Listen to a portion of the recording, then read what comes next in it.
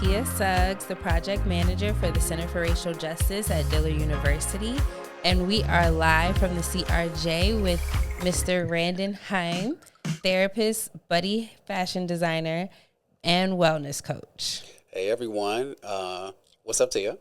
What's up? What's How have going you been? on? I'm good.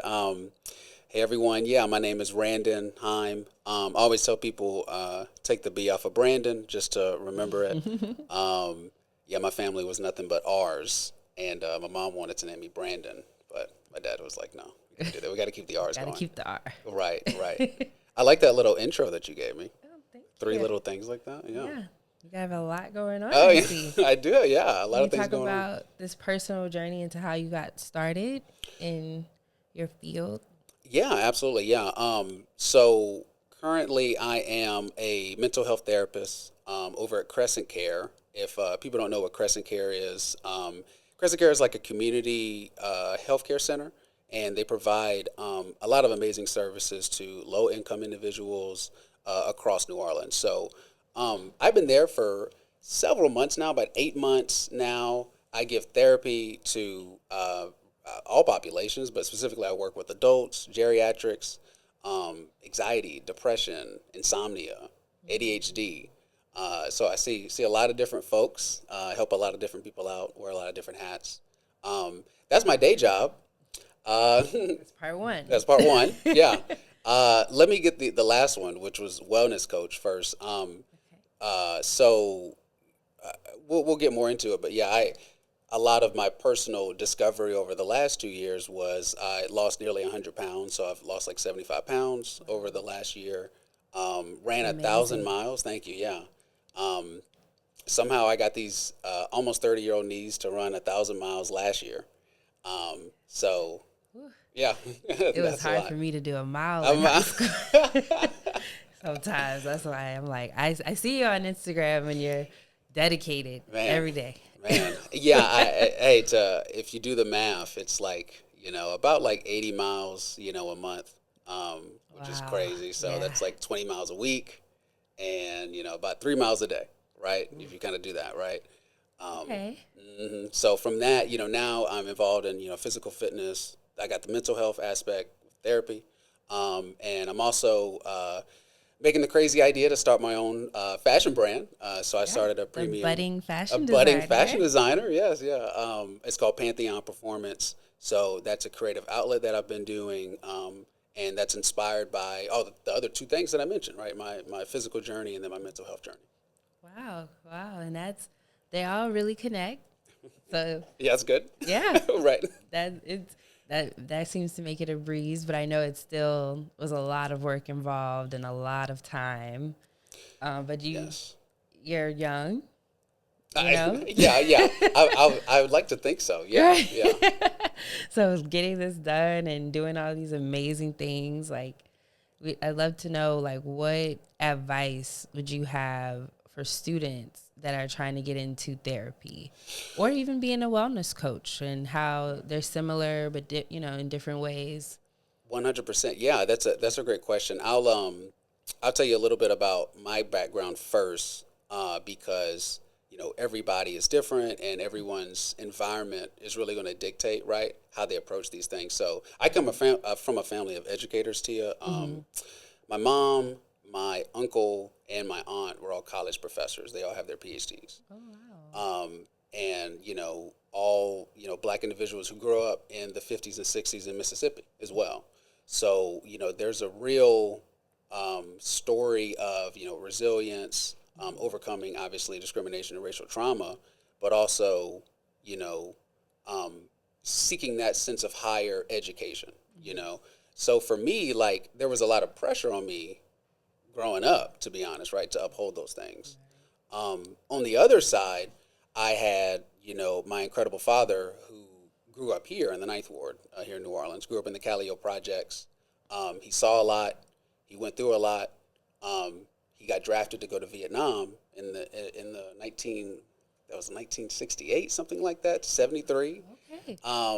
Came back here and worked at the post office in Biloxi for like 30 years. So he had a very, tenacious, dog eat dog kind of grinded out mentality. So I think that really set the structure for how do I combine the two, right? So early age, he put me in karate and MMA. So I was, he wanted me to fight. He wanted me out there, Right. And I was a big kid. We'll get into some of my weight kind of issues, like how that kind of affected it, me mentally getting older. But I started out doing karate, and I got really into science at an early age. So that kind of would eventually lead me to, start focusing more on science. And at first, I wanted to be a physician. So I was really good at biology. Me and chemistry never vibed, but Yeah, chemistry was hard. chemistry's tough. Yeah, yeah. And I'm not. My mom has a background in literature, and so the science was always pretty tough for me. But I still performed well throughout high school. I did. I took numerous science classes, AP science classes, and I was able to get into Millsaps College in Jackson, Mississippi. Yeah, which is a really small, like, private school up in Jackson. It's like 1,200 kids and everything like that. Yeah, really small too. Really, so. really small. Yeah. And at first I wanted to do pre-med, of course, but I really loved studying the brain specifically. So I wanted to go there to get my degree in neuroscience because I just love the brain. I thought it was so fascinating, obviously, and then specifically like psychology in general was always super interesting to me. So that led me going into college right there.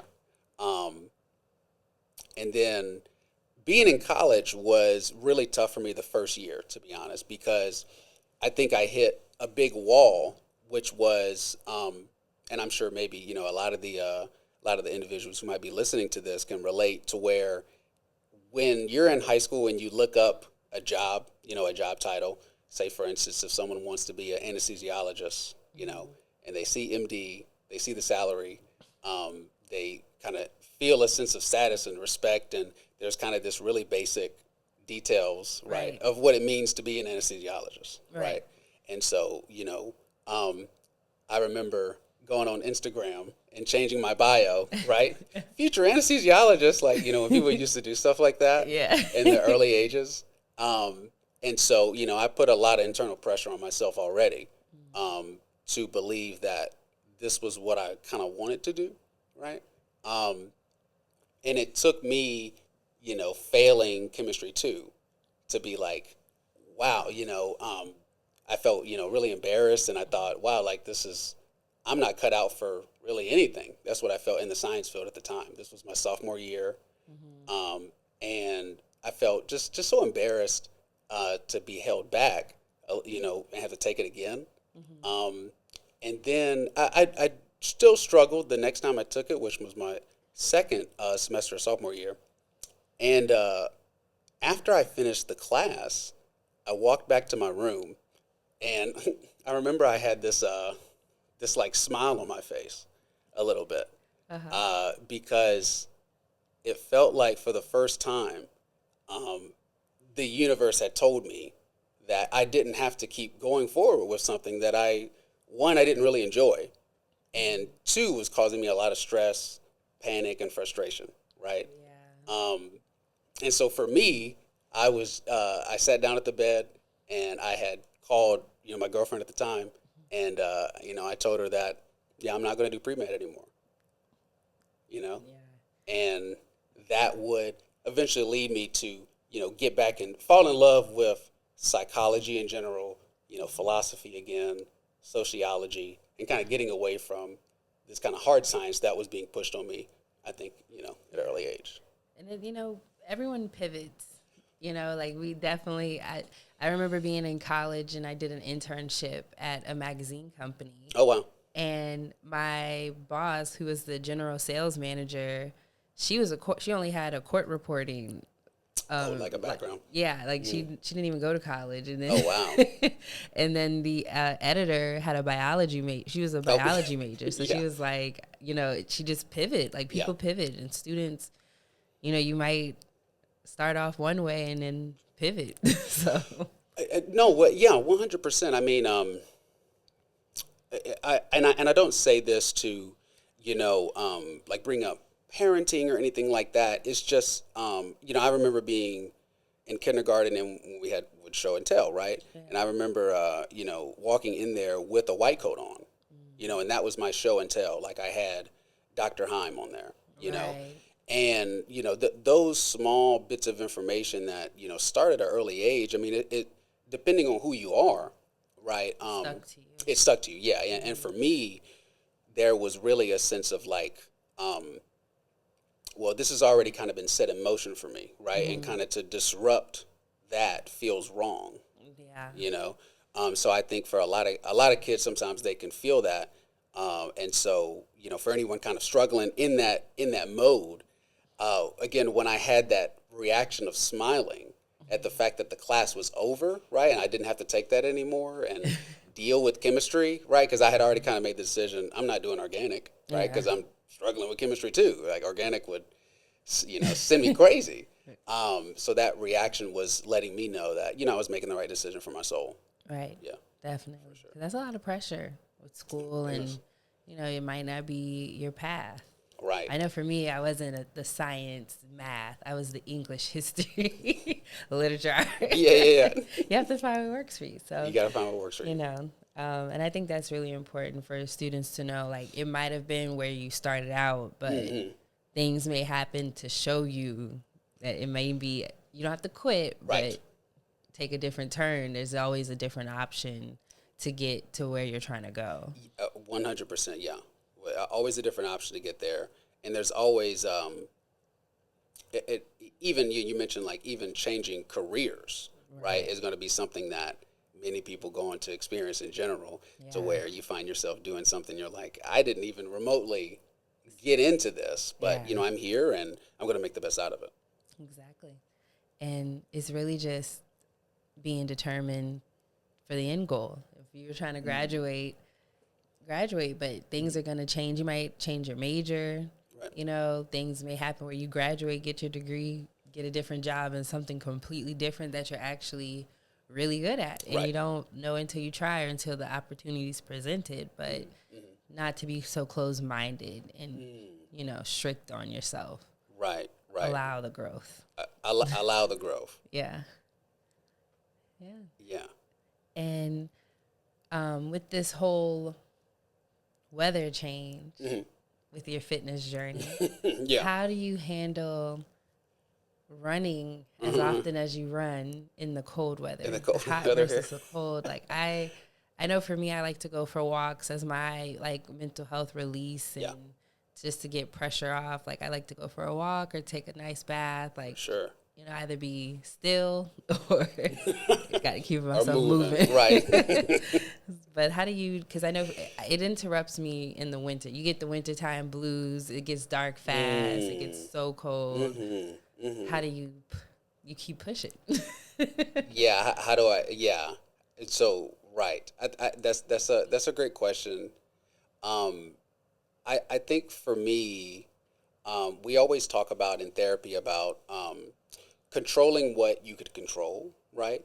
And either dealing with what you can't, right? Or finding the right coping skills, right? To where it's not as intense, okay? So there's a funny kind of TikTok right now where it's like a trend of, I run all the time, so I mention it into my phone and all of a sudden it starts popping up on my TikTok feed. And there's someone running, and it says running during the summer. And in the background, you hear like a girl's voice, and it says something like, I am the most beautiful, majestic person in the world. And you feel that way. When you're running in the summer, it feels great. And then it switches, and you're running in the dark, at night. And there's a voice of David Goggins, if anyone is familiar with him, who's a military kind of influential figure, and the guy's just cussing you out. Like in the TikTok, like you're this, you're not S, you can't do anything. You'll never amount to anything. It's very aggressive, and so it's interesting, right, to see kind of the emotional differences. So when you're talking about, the winter time, running in the winter, running in the dark, it can bring up some negative emotions. You know what I'm saying? And the opposite. So when you go on those beautiful walks, in July and it's 89 and you're like, this is wonderful and you feel great. Those are real things, Ti. I'm never going to say that I don't run outside and I'm like, this sucks. Like I'm really cold and I've had to layer up like crazy. But over the year, there were so many days where it was 20 degrees. It was 105 degrees, which is to some people just as uncomfortable as the heat. It was raining. It was a downpour, right? It was too foggy. The snowstorm. I ran in that snowstorm. The second day when it wasn't as bad outside, I wouldn't slip. And the reason why, I guess to answer your question about the cold and the heat, one of my branding kind of tagline for Pantheon is that, training is non-negotiable. And the only person that's negotiating is you, right? I negotiate a lot. You know what I'm saying? The weather cannot be controlled. It just can't. That's true. It really can't. You can do the things that we would like you to do, right? You wear a nice tank top and you put sunscreen on when it's 106 degrees in New Orleans, and then you layer up as best as you can. But the end result of it, which is whether it's the physical fitness that I've seen, but also the daily stress reduction that I get, right, to even being outside in general is just leagues above, even going for 20 minutes on the treadmill sometimes. And not that there's nothing wrong with the treadmill, but getting outside, right, in the environment, and you know what I'm saying, and beating it.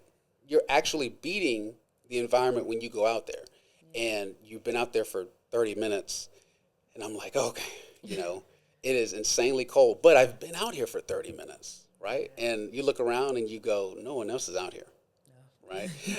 So I think it's really about just controlling what you can control and trying to, go through what you feel you can actually stand.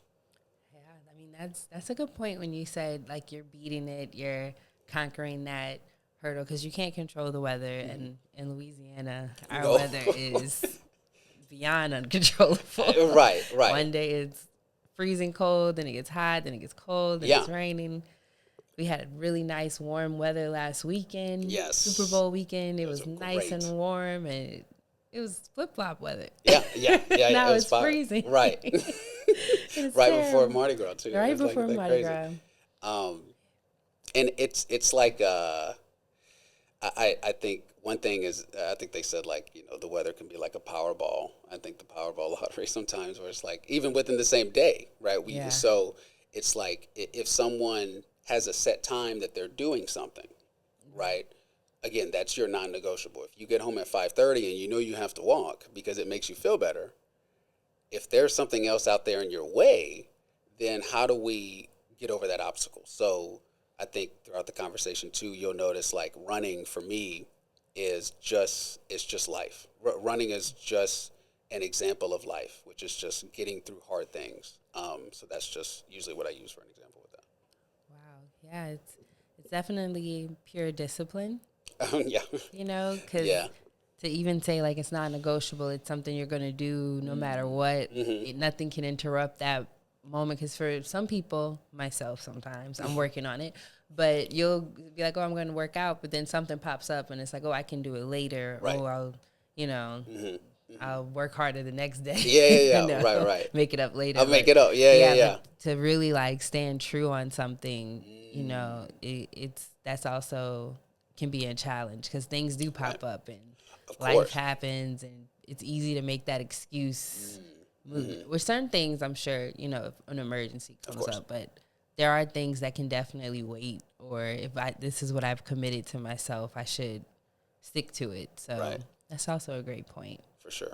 But we were talking about Mardi Gras for a moment, so that kind of brings me to my next question about Black health and keeping ourselves healthy, what we drink, what we eat. Mardi Gras is coming up, all kind of food and drinks are about to be going crazy throughout the community. For sure. Also community fitness and in the Black community as well. I know we talked about that before recording, but definitely wanted to touch on that again. Yeah, well, you know what, 100%. So let me go back for a second. Back to 2024, New Year's Eve. Okay. So at that time, I am 305 pounds. Okay. I was drinking 5 days a week, going through a pretty depressive state in my time. And the one thing that I remember about that period, Tia, was the specific alcohol I was drinking as well. So I was drinking daiquiris, right? New Orleans. New Orleans, right? I was full in on the New Orleans daiquiri experience. I hadn't really ever had many daiquiris in my life. For some reason, being that weight, and I was, imbibing in the alcohol, but also the sugar, right? And when I think about what was making me gain the weight so fast, that was a huge, huge culprit.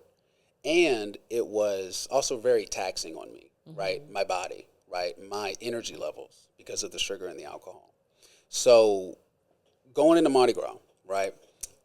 Everyone has goals that I would assume they've had since the beginning of the year, right? Going into the new year. And I think what I typically kind of ask people is, well, what are the main goals here, right? So for me, the main goal last year was to lose fat. That was it, right? That was my main goal. And if that is your main goal, then consuming alcohol has to be almost reduced by like 75%. People don't like hearing that. It's Yeah. really hard, right? Especially in a place like New Orleans where the triggers are everywhere. A majority of the hangouts that people want to do involve drinking alcohol, right? Um, so one thing that typically worked for me, was making sure, I was specifically like full enough going to different events, and I had my goals actually written down on a piece of paper, and I would look at it, right, to remind myself, like, I'm trying to reach a goal. I got 20 pounds left, and imbibing in this alcohol right now is not going to get me to the goal. There'll be a time when I can do it. Right. And so I picked certain times in which it was completely free for me to do it, whether it was someone's like special events, right? Whether it was a wedding, whether it's Zulu Ball that's coming up, right? Like that for me is an important kind of area for me where I'm like, all the work that I've put in over the last few weeks, I can almost release some of that, Right. right? And so that's what I'm talking about when I'm talking about kind of, orientating your goals to what you want to do. And so when we're talking about alcohol, when we're talking about Mardi Gras and, all the food that we're going to be, all the great food that we're going to be eating, right? Like, I never want people to feel, that they're left out, or that they're taking away things that truly make them happy. And they live and enjoy off of that, right? But the most important thing, right, is how much of this stuff are you doing, right? So how many calories do you think are in like a vodka shot? If I give you A vodka shot. just one shot of vodka. Maybe like, What you thinking? What you thinking? I don't know. Now I'm thinking shot. So it's like, let's say 90. Okay, that's pretty close. That's pretty close. It's okay. like, yeah, it's like 60 to about 80. Okay. Okay. Okay. That's Now, that is one shot of say vodka, comparative to if someone typically would order a mixed drink, right? A cranberry vodka, which is going to go up to about 250 calories, and you have now the sugar. the sugar, You got the yeah. sugar, right? So those are calculations that I made in my head all last year, right? What is worth it in this moment? And if I still wanted to have the shot, I'd have the shot. Right. Because at least I'm not eating 5 cookies. I'm eating a protein cookie, right? It's like You have to trick your mind. you to got to it. have to balance a little bit, right? Yeah. So that's what I typically say about alcohol, and the same goes for food. Now let's circle back, right? You mentioned the Black community, so let's kind of talk about specifically, aspects of like systemic change for the Black community. And one thing that I'm seeing here in New Orleans, which many people are doing well, in the community in terms of increasing the physical fitness that I see across New Orleans. So, one guy in specifically, Mac Terrence, who is the it's Motivation Athlete Academy, I think it's called Motivation Academy.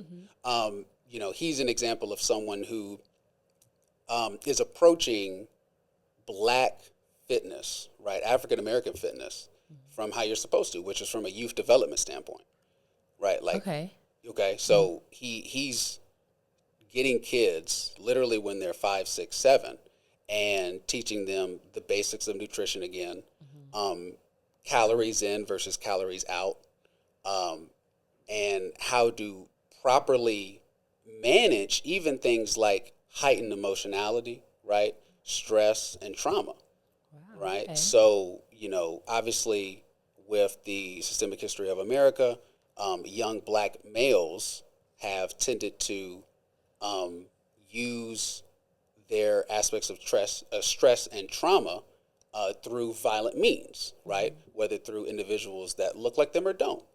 Now, that is because of the system in which we're involved in, right? And so one way to kind of think about it is, how do we approach the youth in a way to let them know that these physical activities that we're doing, whether it's walking, whether it's taking a break and meditating for 5 to 10 minutes, whether it's stretching, which is also a form of meditation and yoga, whether it's participating in, the football clubs that we have or the running clubs, right? These sorts of things on a daily basis can improve your overall well-being overall, right? To where you're less stressed, you're less prone to anger.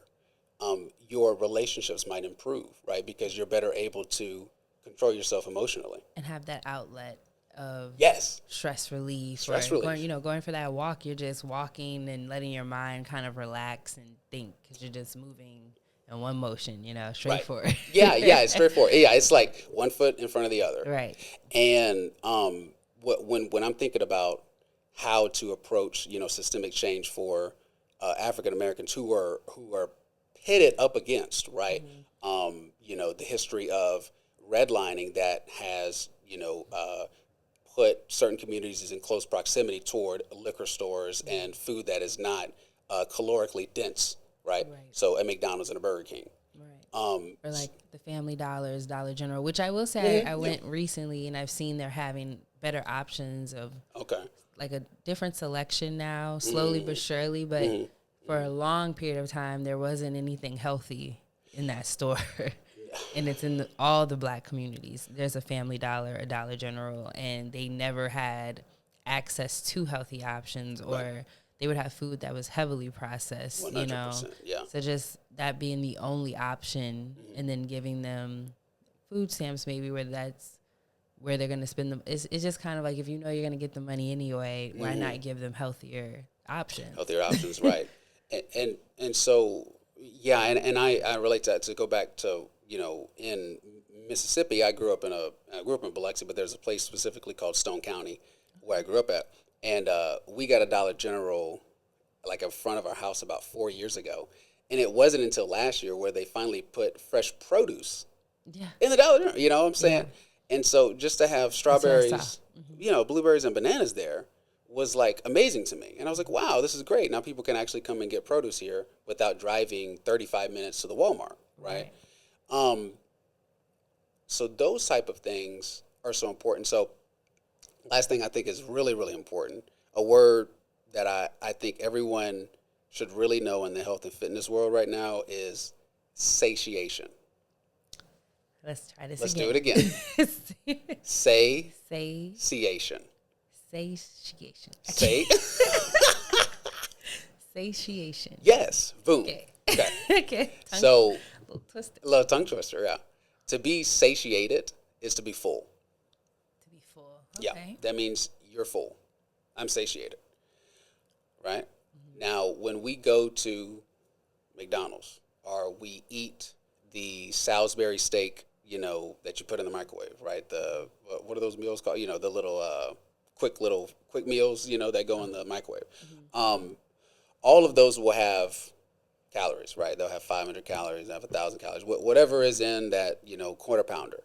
The issue with those type of food, right, is that they are not nutritionally dense. So you can eat 3 quarter pounders, And a lot of people will go, and an hour and a half later, you're like, I'm still kind of hungry, right? I can eat something else and not feel physically full.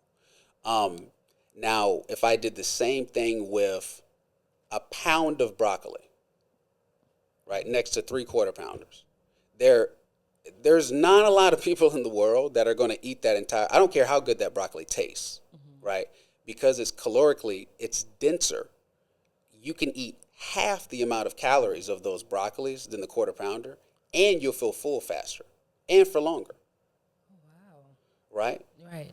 So it's not just about what it obviously is. What are we eating? That is obviously incredibly important. But if people can kind of change the way they think about what this food is going to fill them up better than this food would, that's what you have to go for, right? So the ground turkey is going to be more filling than, I don't know, the bag of chips and, like some side of turkey or something that's just like a slice or something, right? That's not going to have you feeling full for longer. And if you're not feeling full, you're going to keep eating, Yeah. right? So I think that's another Snacking. big issue. Yeah, snacking throughout the day and things like that. So I think that's kind of a long-winded answer, kind of like different pieces. But, approaching it individually from a youth development standpoint as well, and then thinking about what types of food are we putting in our bodies that actually fill us up and have us feel satisfied. Right. And not tired. And not tired. I was about to Wanna, say, like, think yeah. 'Cause about there's how we times I'll eat. eat and I'm exhausted. I feel like I can't move. I'm And in that shouldn't pain. happen, right? You know what I'm saying? Yeah. Like I remember I used to. But it's so good you can't stop It's so good eating you it. can't stop eating, and then you get 'Cause the it's like and then you get learning the itis. you get the itis. It's like But crazy. yeah, it really is like learning the not to overindulge in certain things. Like you don't need to eat the whole, which I think, I was just talking to a friend about it in the African American community. Growing up, they're like, finish your food, like, Definitely, yes, and yes. now it's like Clean your that, plate. you don't always have to Yeah. finish it or have it to where like everything's gone. But back then, I understand that was the time. right, It was right. more efficient and Yes. to what was going on. Right, but definitely, yeah. now it's like sometimes that's not okay. It hurts. Yeah, it literally can. Yeah, it literally can hurt you. Yeah. And I'm happy you said the thing about the energy levels too, because what we're taught to not think about that in America, right? Like if you get tired after you eat lunch, many people just say to drink more coffee, right? Right. But we're not, that's like typical America. We're not solving the illness, we're fixing a symptom. It's like, well, you're tired, and I used to do this all the time. Why am I so tired? Well, I just went to Chick-fil-A. I got a large fry. I got the chicken tenders. I got the Polynesian sauce and the mac and cheese, right? Right. And it's like, yeah, that was fire. It was great. But if I'm tired 30 minutes, what was the point? Like now I Yeah. can't work. Now I can't do the things that I need to do. Now I'm more stressed because when I get home, now I have the stuff that I was supposed to do. So those small things can really pile up on people. Right, because food's supposed to give you energy. It's supposed to boost you up. Yeah, it's supposed to. Yeah, And I yeah. actually did have a friend who she's also on this wellness nutrition journey where she would even tell me like, think about what you ate for the day and how you felt right after. Right. And that's the food you need to watch because you're supposed to have energy to because when you're hungry, you're weak. So Right. the food is supposed to boost that energy back up. But Right. if it keeps making you weaker, then that means you're not eating something or digesting it right or, so once she brought that to my mind, like I do pay attention to what I eat and how I feel right after because that was something I started noticing, which honestly, Chick-fil-A, I don't know. I felt tired a lot. Yeah, and it just depends on what you're getting, Yeah. know. The chicken sandwich, but I was so tired after. But we did talk about nutrition and clean eating. So what were some ways in your fitness journey that you felt were the most prominent in your clean eating, trying to, as you said, like you said, you kept eating regular food, but just in balance. Yeah, that's a great one. Okay, so we talked about the alcohol, right? So just from my specific journey, like I said, that was reduced by about 75 to 80%. That entire year, I think I drank 10 times. Okay. Which is like, that's great. And there was only weddings and, events. So that was a big one. Another one, let's talk about coffee. This is good. Okay. Coffee. So, Oh no. yeah, I know. Yeah, the girlies are not going to like this one either. I know, I love Starbucks was coffee. not going to, yeah, they're not happy with me. So, I had to cut out, obviously, I still drink coffee, like for today. I've had one double shot of espresso with like some coffee creamer and like some honey. Okay. So that shot of espresso is around that, hey, both the shots, right? The Yeah. shot of vodka, shot of espresso, they're usually kind of around the same. They're going to be really low calories, and they're going to be pretty dense, right? Uh, so it used to be, right, that I would go to PJ's, get my large French vanilla iced latte with cold foam, right? And it would be 300 to 400 calories, 20 grams of sugar, and I would eat another one after lunch.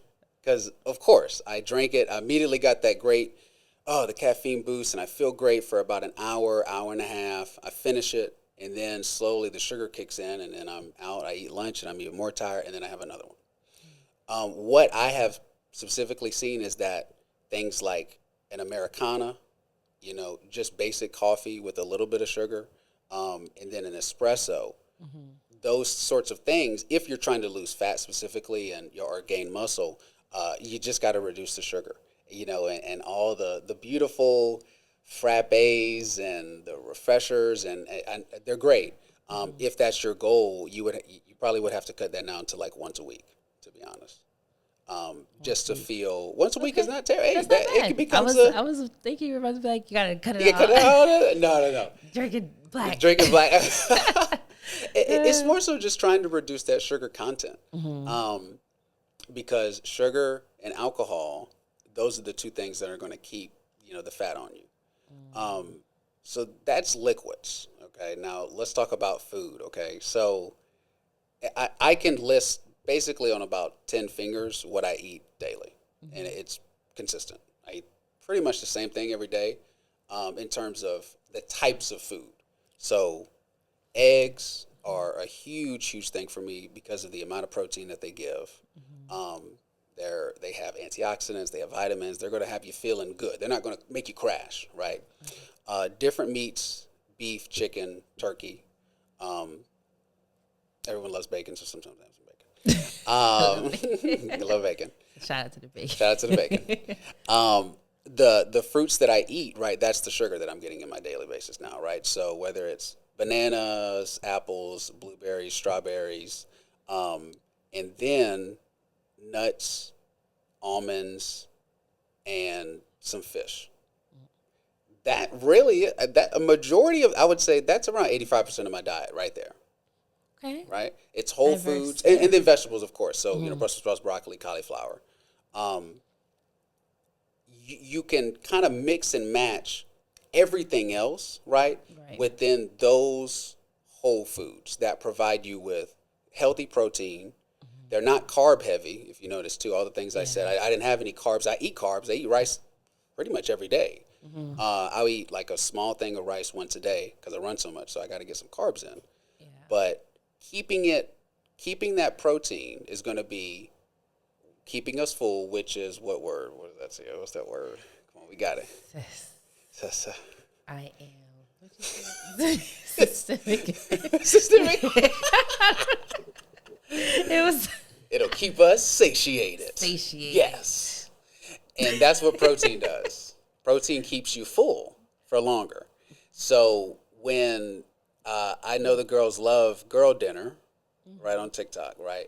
And people laugh at girl dinner because girl dinner really never has protein. That's what's funny about it, right? So that's why the girls are always like, "Oh, my head hurts," or "I'm still hungry." So that's like, it's a stereotype, but it's like heavy protein. Heavy protein will help, So that'll just keep you feeling better and keep your energy levels more stable. How do you feel about the protein like drinks that you get at the store, the Core Power, Muscle Milk? Yeah, I like them. I'll say this: I tend to not focus on drinking my calories. Okay. If that, yeah, it because and the research shows this too. Like drinking your calories will have a short term effect, but if I gave you a protein shake, which was a big 24 grams of protein, that's a lot of protein. But if I gave you a scrambled egg omelet. I mean, like, excuse me, not scrambled egg, an actual omelet with maybe turkey and spinach, right? That the same amount of protein in the physical form is going to keep you fuller for longer. No, so I'm not going to say, I'll never say don't eat drink those. I'm a big fan of pure protein bars, Special K bars, but just try to use them more so. I think in kind of a quick kind of thing. You need it quickly to kind of keep you more snacking than actual meals. Gotcha. Not a replacement. Yeah, yeah. Keep the food. Just food is food. We need to I like kind of keeping it to that kind of primitive state too. Okay. Yeah, that makes sense.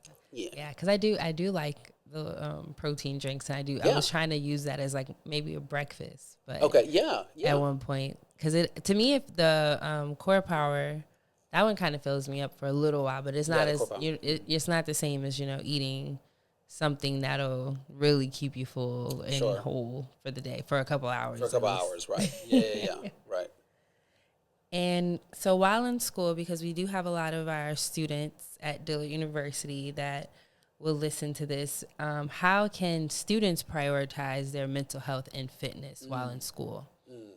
Yeah, that's a wonderful question, and I think specifically for the way that we have to reorientate ourselves, right? Especially in this kind of fast-moving, technologically advanced society, and I feel for a lot of the students who feel probably a lot of pressure to keep up the studies daily and even hourly, right? One thing that we have to keep in mind is that when we talk about self-care, we talk about, pulling ourselves away from a stressful task to come back to it, that idea needs to be really solidified that we're doing this to better ourselves, right?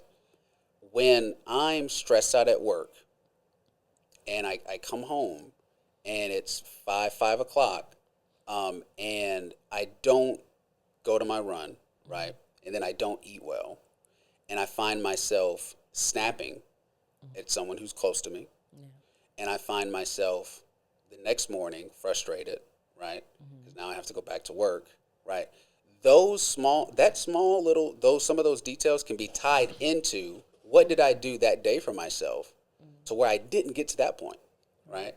And so when I talk about making sure students know that taking that 15-minute walk that you like to do, Tia, that could be the whole entire difference, right?